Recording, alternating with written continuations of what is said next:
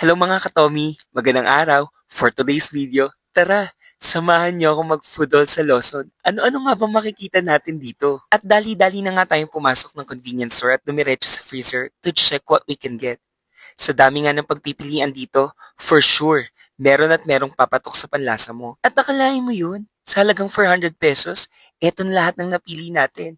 At eto na yung favorite part ko, tikiman time! First, we have pork binagoongan. I say hindi ito yung kilala nating lasa dahil nandun yung tamis, pero kulang sa alat ng bago. But still, it's 6 out of 10 for me kasi presyong masa at pantawid gutom.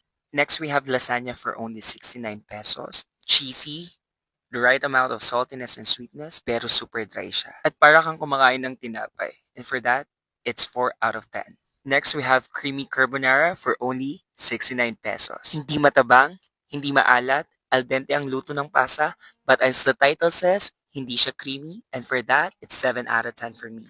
At kumuha din tayo ng Vietnamese spring rolls for only 92 pesos. And I'll tell you what, yung peanut sauce nito, parang homemade.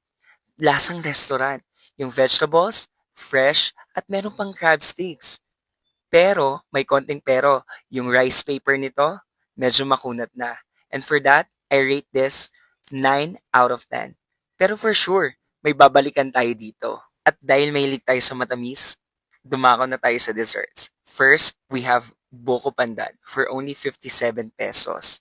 Yung jelly nito, jiggly pa, so that's good. Hindi siya masyadong matamis, pero may umay factor because of maraming cream. So for that, I rate this like 7 out of 10.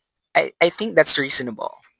Etong next, lagi ko tong nakikita sa TikTok. This is the strawberry chiffon cake. At ang mura lang niya, it's 49 pesos. We have to try this.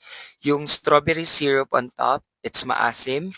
Tapos nagko-complement siya dun sa cream na hindi masyadong matamis and masarap siya. But the thing here is yung chiffon cake niya medyo crumbly and for that it's 7 out of 10. And last but definitely not the least. Oh my god. I'll tell you, heaven to. For only 55 pesos, meron ka ng cookie butter cheesecake. Parang feeling ko Biscoff yung gamit nilang sauce dito. And look at that layer. Oh, ang sarap nito, grabe. Bias ko to, promise. And for that, it's 10 out of 10. Babalikan for sure. Salamat at sinamahan niyo ako today sa food trip natin at dyan na nagtatapos tong kainan natin. Ugaliing itapon ng kalat sa basurahan. Overall experience mga katomi, nag-enjoy tayo sa food trip natin today. But don't forget to let me know kung ano na yung mga nasubukan yung pagkain dito sa Lawson and ano naman yung susunod nating kakainan. Goodbye and thanks for watching!